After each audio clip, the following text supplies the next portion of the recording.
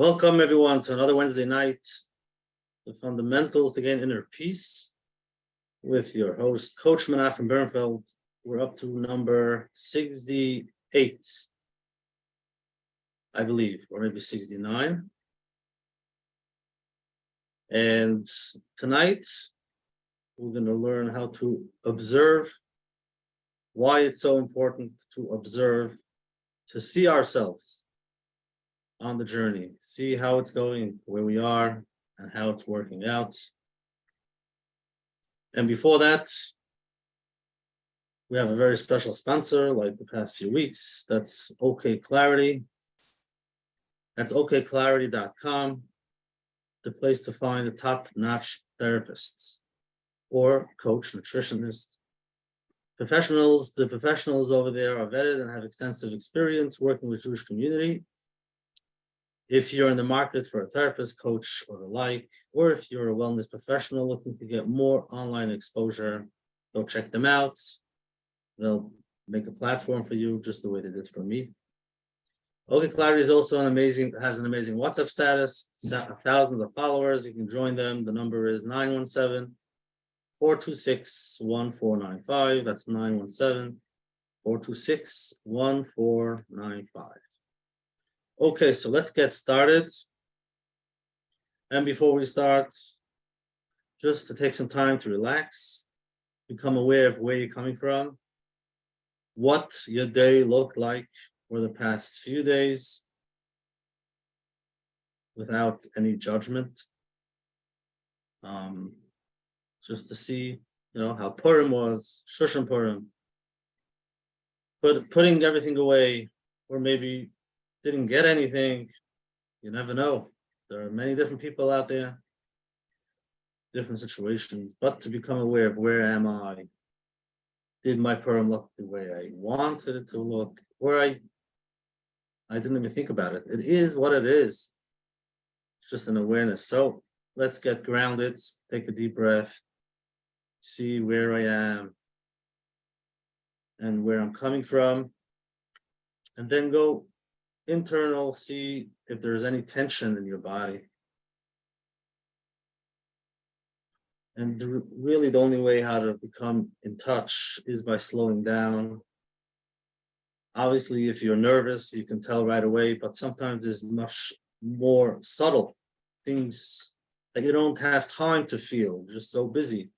But by slowing down, taking a deep breath, and relaxing slowly, you can start feeling maybe your right hand is tingling, heaviness on your left foot, or whatever it is. You become aware of how you feel and breathe in and out, and just becoming aware, maybe some tension,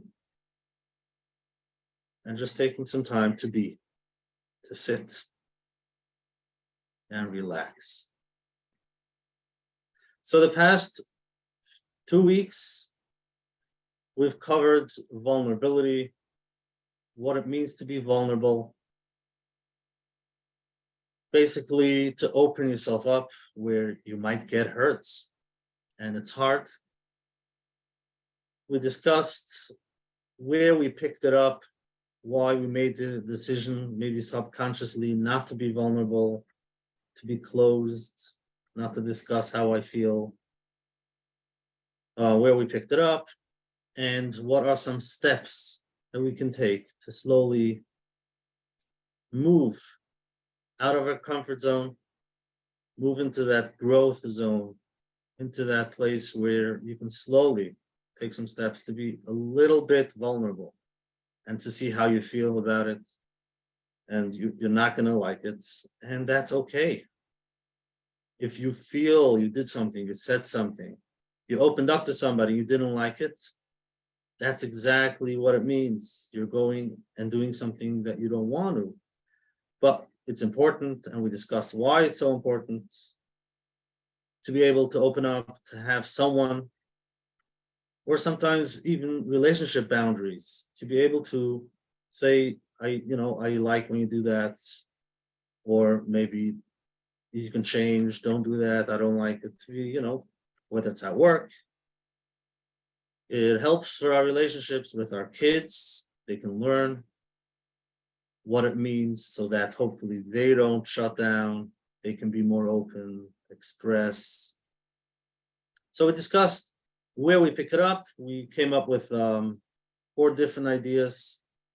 Number 1 was maybe a traumatic experience. For you to share it with somebody can be very hard because you might be judged. You're thinking to yourself, what's he going to think? What are they going to think when I say this, how I feel? Or misunderstood. They're just not going to understand. Many times we talk to people and we feel we're not understood. They don't understand what we're expressing. And we walk away a little bit hurt because we did open up. You want them to be there for you, but they can't. I'm not blaming them, but you feel like,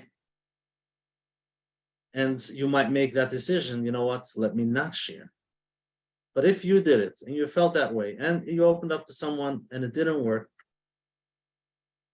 we'll discuss in a few minutes one of the steps to take to be able to move out and do those, become a little bit more vulnerable, is to celebrate. Say, I did it.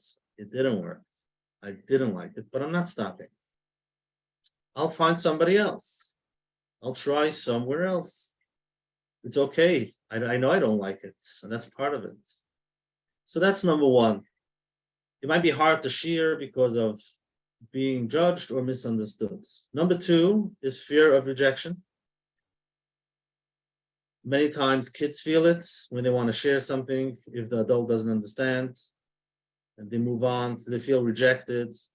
They don't feel, I guess, understood. So that's rejection, and you don't want to have that.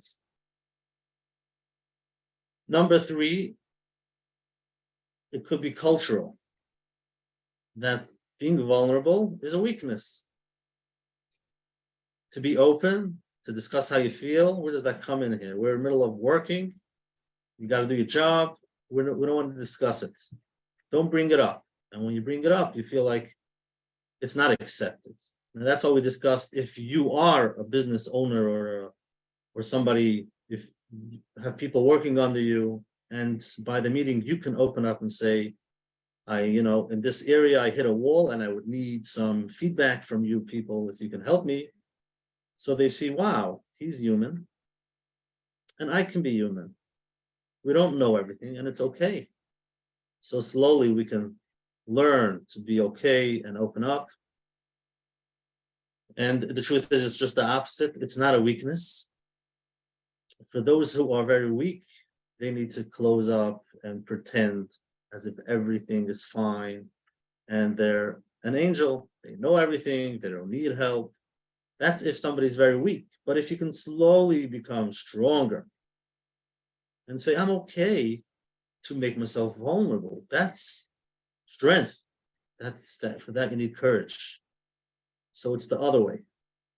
And the 4th thing is sometimes it's insecurity that we have. It's a low self-esteem. I don't believe in myself. I don't believe I'm capable. And if that's the way I believe and I feel about myself, then to be vulnerable would be the worst thing. Because then they'll find out what I'm thinking. I don't want anybody to find out that I'm not capable. So I'll pretend as if I know everything. I can do everything myself. And nothing bothers me. Because if I do express it, they will find out that I'm not capable. And we're scared of that because I don't feel good with myself. Right? So if I'm not comfortable with myself, feeling those feelings, knowing that I'm human.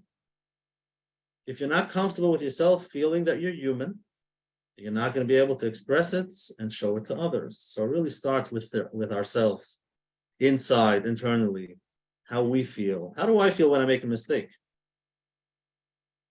How do I feel if I can't do things perfectly? How do I feel? And if I don't feel good about it, I won't want to step into there. I don't want to be there. So I'll do the things that I can do. I'll do the things that I'm used to, but not go into that vulnerable place, uncertainty, places where I'm not sure what it's going to look like. because that's very hard, number one, and it's even harder if you don't feel good with yourself when you're in that place. So now let's take it a step further. A very important piece is to be able to observe. We mentioned it in the past, but to be able to observe yourself while you're on this journey, right? While we're learning these things about ourselves, be able to look at ourselves without any feedback, just with some compassion, just look, where am I? It's an important concept, and especially with the things that we've covered the past few weeks, it's been a while since we've discussed the parental self-reflection questions to see how my parents dealt with me and what I picked up, what beliefs I picked up because of that, or the adults, teachers. We've covered self-care with the self-care wheel, the small steps to take in the 6 areas, emotional, spiritual, in those areas, small steps to take care of ourselves. We've covered the love languages, to become aware of our own love language. It is important for a relationship to understand the others, their love language, but before that, to become in touch with my own love language. What do I enjoy? And that helps with the self-care. What do I like? And then many people had a hard time with self-care because really it's like admitting I need. Yes, I need sometimes to take care of myself.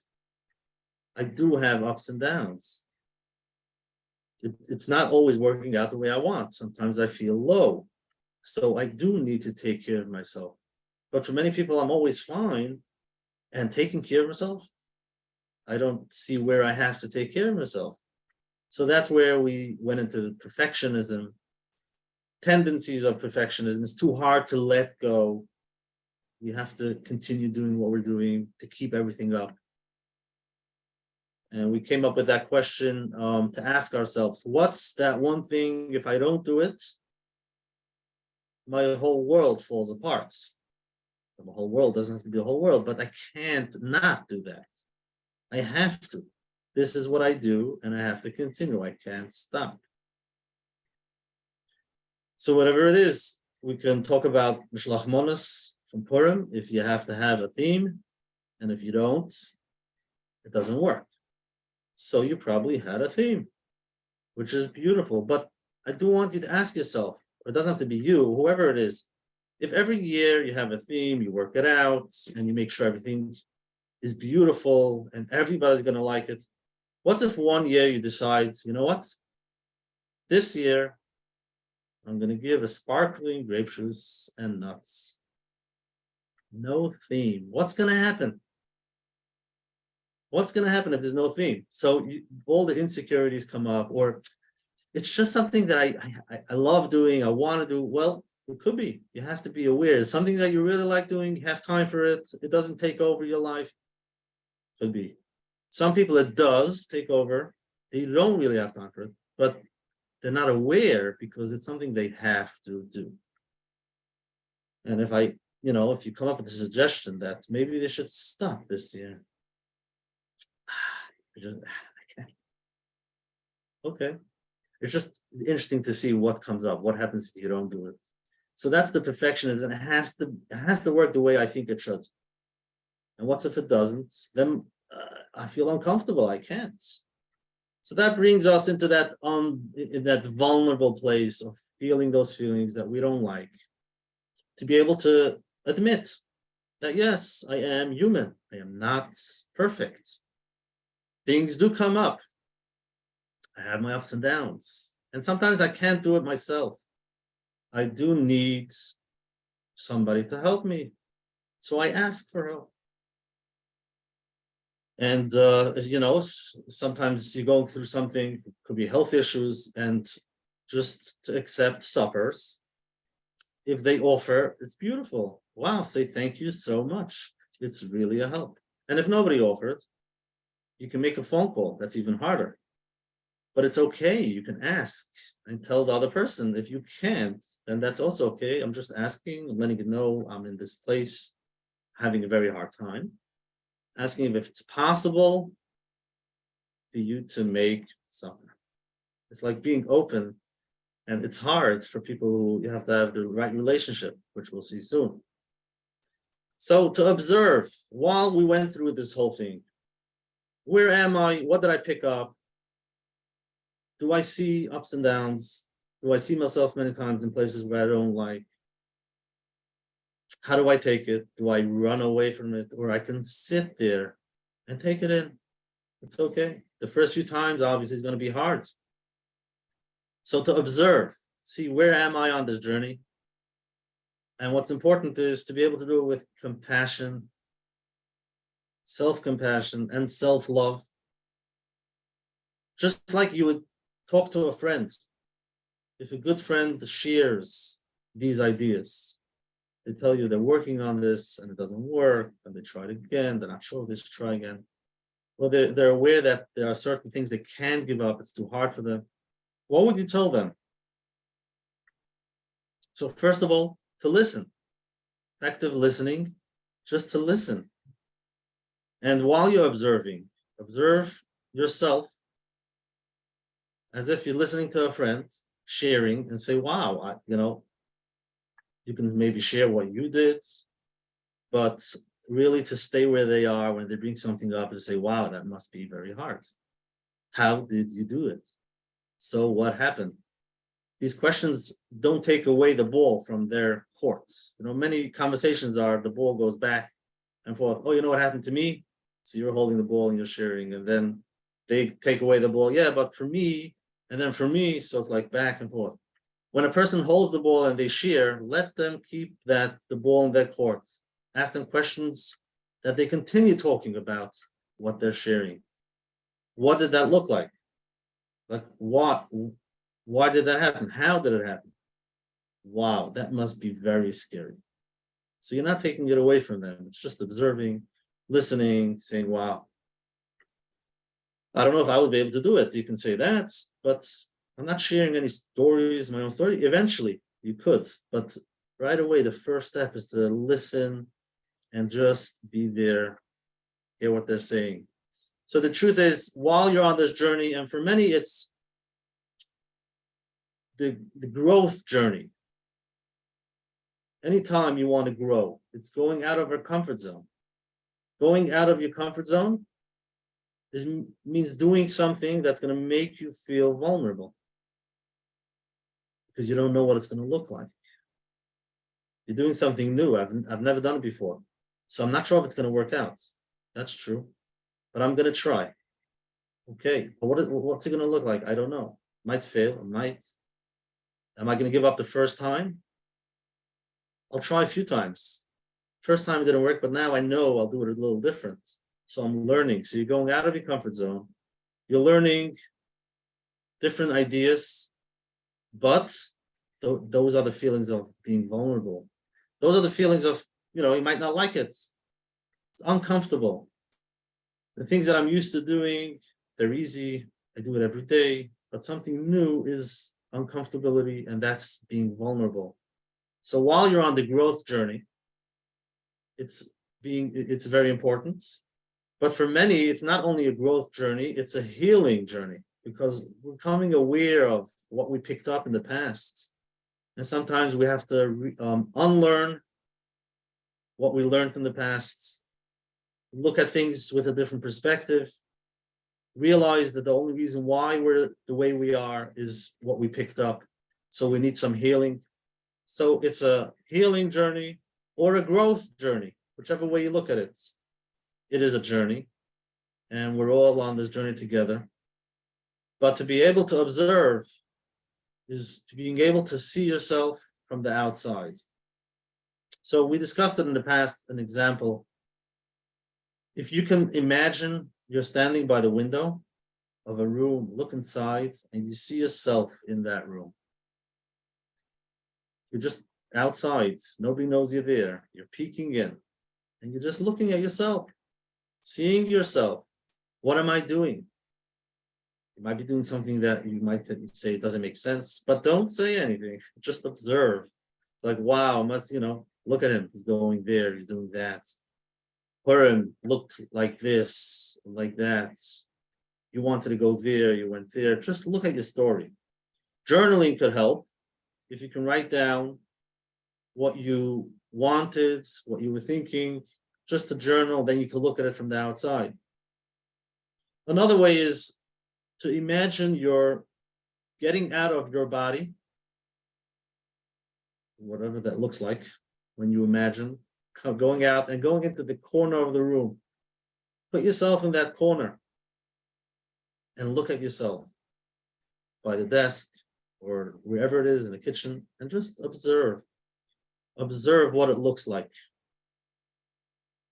And then slowly you observe the actions that you're doing. We discussed in the past to observe your thoughts, what thoughts come up, and not saying anything. There's no good or bad. It's just, it is what it is. What am I thinking? What am I doing? Are my thoughts positive? Are they negative? And if you can do that, it helps you. You shouldn't be caught up. You shouldn't get caught up. Not to get caught up in the story and the situation, just to be able to see yourself from the outside. But in the beginning, it's hard because it's you. So you're like part of it. But eventually you can sit on the side. Observe your thoughts. It's not easy because your thoughts are you. So let's say if you're in a low mood, you're not happy with what's going on. You might have tried something, gone out of your comfort zone, and it didn't work. And you feel that feeling, the rejection. You feel rejection, you don't like it. So you become aware of where you feel it, how it feels. Sometimes your mind can say, you know what, it's not for me. I'm not doing this again. So if you're not observing your thoughts, then that's what you're going to do, because that's you. But if you observe your thoughts, so you can write it down. I do not want to do this again. So you are observing your thoughts. This was too hard for me, made me feel very vulnerable, scary, uncomfortable. I don't like this. Just be aware of that feeling. You're observing. So let's for a moment practice to observe. Okay? So take a deep breath and let's observe. How was Purim? How did you feel? What are your thoughts? Where were you? Where was I? I was there, came, I went. Nobody came. I went to a party. I didn't go to a party. I wanted to go. Nobody invited me. Just become aware of those things that could be coming up. Some people were very lonely. Some people was too noisy. Did it work out or didn't work out?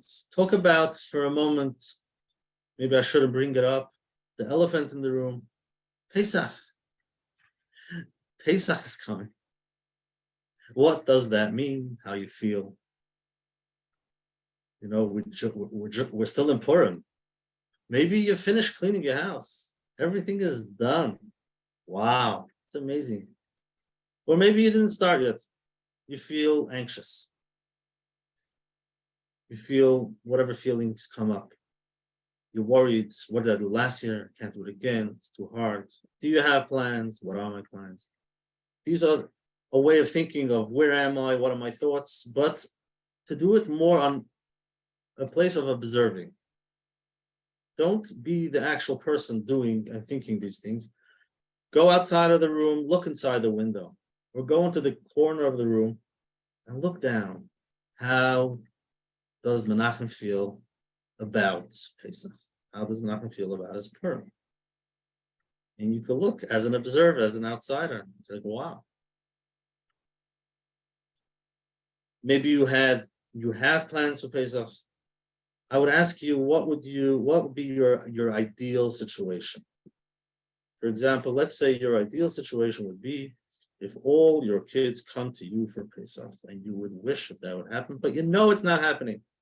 So that itself is like, oh, I wish one thing, but reality is a different thing.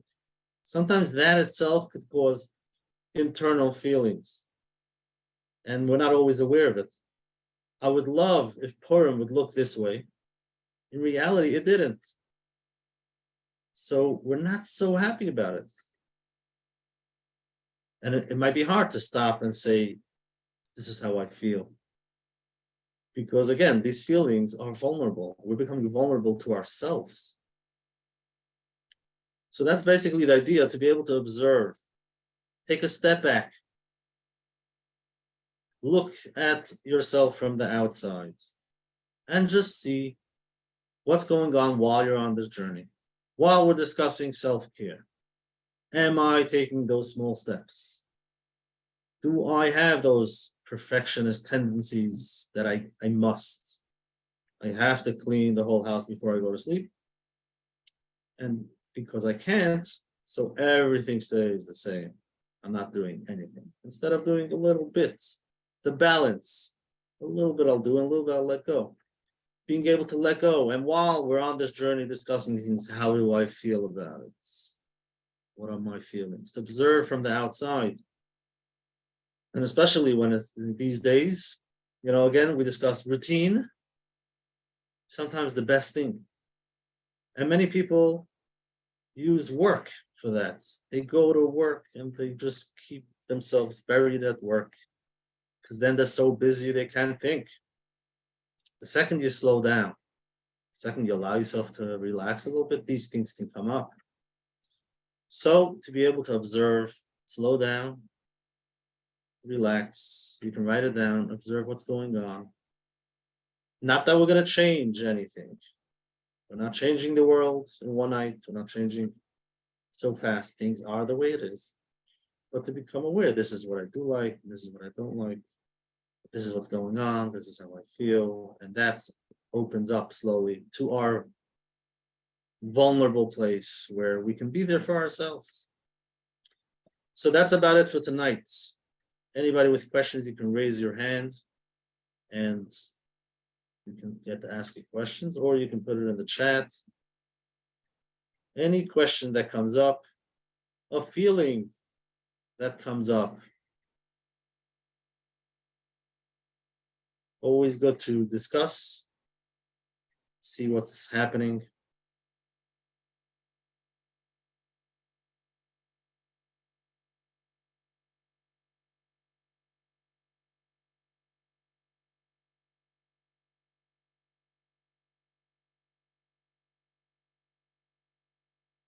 Okay, here's an interesting question. Yes, I don't like the way it feels being in a place of uncertainty.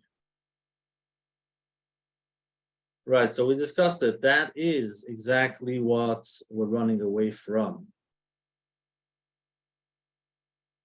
The truth is, all of this that we discussed over here on Wednesday nights, basically slowly taking you to a place where you might not like. Why am I doing that? Right, so we discussed it in the past. The emotional parts. It's much easier to just go and say everything is fine, do what you have to do, and go day in, day out. But the problem is that number one, you're probably suppressing emotions. And why it's so important, first of all, if you don't experience the negative, then you're probably not experiencing the positive. So I would ask a person, tell me one or two things that when you wake up in the morning, you're very excited. You're so excited. Tell me something in your day that when you wake up, you're looking forward. Some people can't answer that question. Because if we start talking about emotions, start talking about feelings, you know what comes up? Negative. Of course it comes up. So then comes the $1 million question. Why can't I choose only to feel the positive? I'll choose to feel those high energy, the geschmack, things that I love. But the negatives, I won't. It doesn't work that way. It's either you feel or you don't feel. It's either you're in touch, you see what's going on, you look at yourself, or you don't, or you run away because it's too hard, which could be for many people. But that's basically the idea of the emotional part of us, the amygdala, to be alive. We have emotions, we do.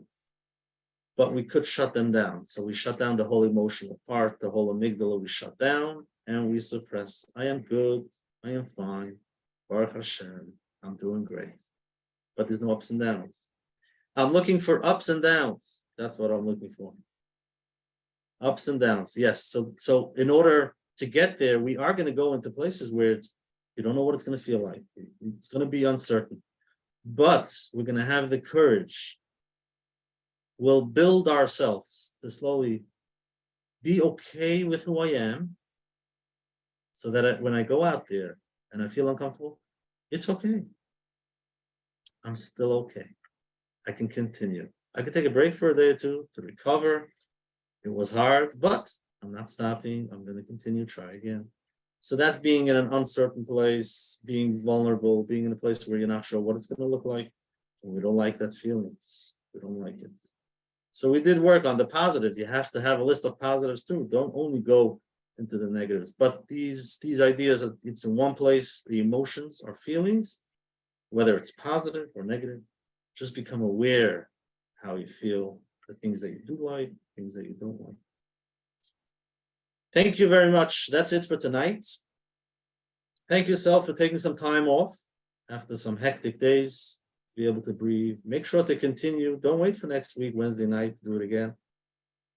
Find a time where you can sit and relax and take it easy.